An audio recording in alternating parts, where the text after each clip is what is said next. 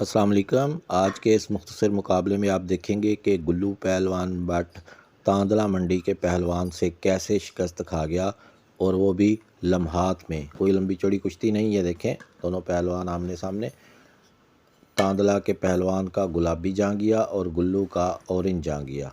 ये गुल्लू ने पकड़ा नीचे और ये तांदला का पहलवान नीचे निकला, गुल्लू दोबारा ऊपर।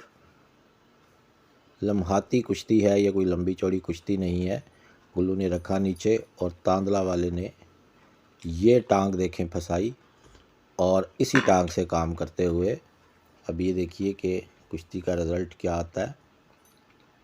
और ये धड़ फेंका, धड़ फेंकने के बाद ये चारों शाने चित कर दिया गुल्लू पहलवान पट को तांदला मंडी के पहलवान ने।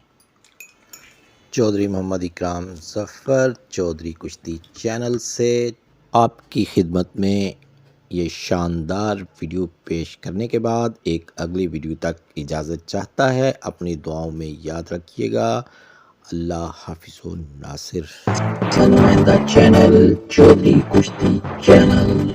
अगर आपको हमारी वीडियोस पसंद आती हैं तो चैनल को लाइक, शेयर और सब्सक्राइब कीजिए। शुक्रिया।